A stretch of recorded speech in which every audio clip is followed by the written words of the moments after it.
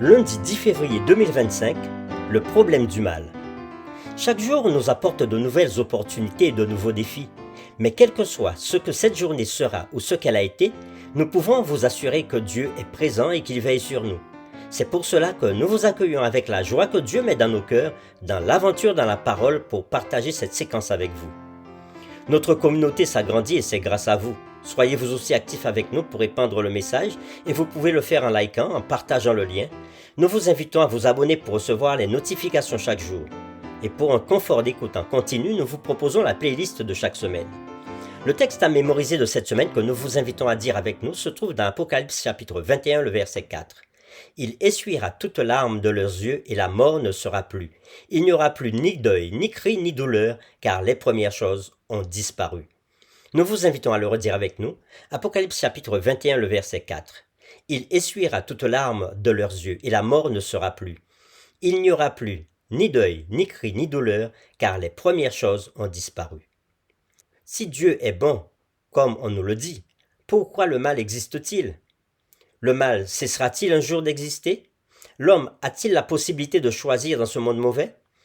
La réflexion de cette semaine nous aide à répondre à ces questions, et aujourd'hui nous le faisons avec la séquence « Beaucoup de choses ne nous sont pas révélées ». La fin de l'histoire viendra avec le triomphe de l'amour sur le mal. Mais en attendant, de nombreuses questions troublantes demeurent.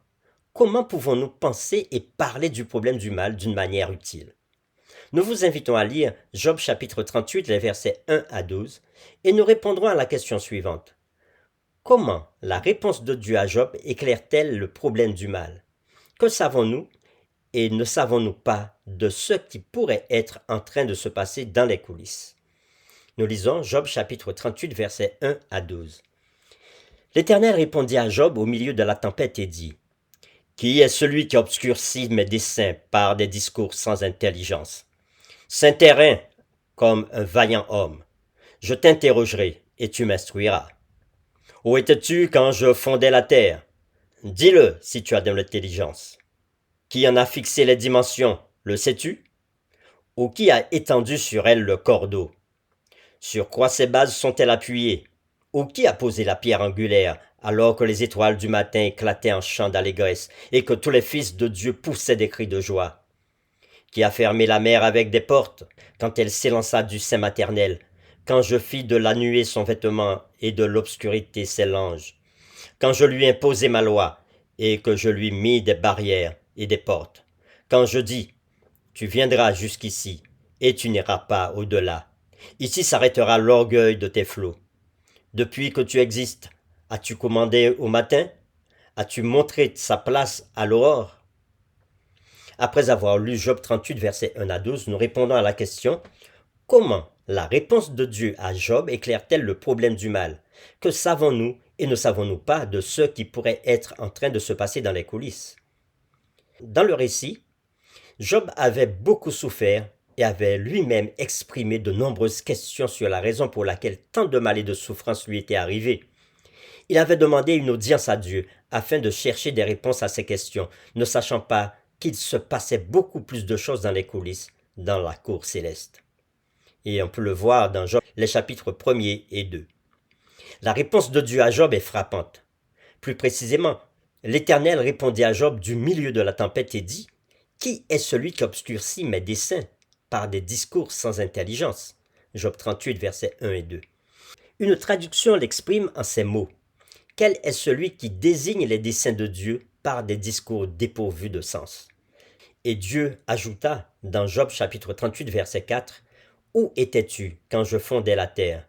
Dis-le si tu as de l'intelligence. » Nous vous invitons à lire Job chapitre 42, verset 3, et nous répondrons à la question « Comment la réponse de Job éclaire-t-elle ce que nous devons reconnaître à propos de notre propre position ?»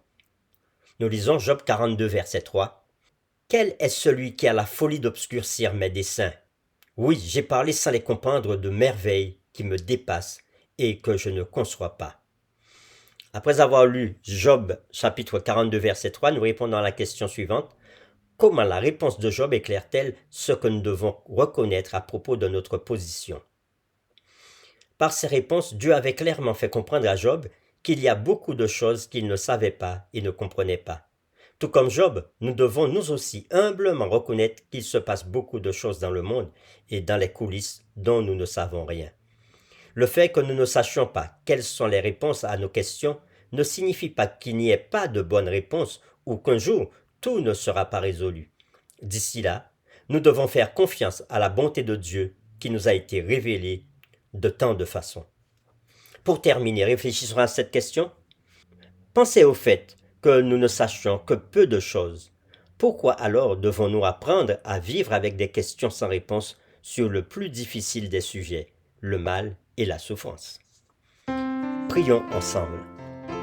Seigneur, nous avons vu à travers l'expérience de Job aujourd'hui combien cet homme a souffert et a cherché à avoir des réponses, à vouloir te confronter. Mais quand toi tu as parlé, il a tout de suite compris qu'il ne pouvait pas apporter des explications à ta création, à la façon dont tu fais tourner le monde.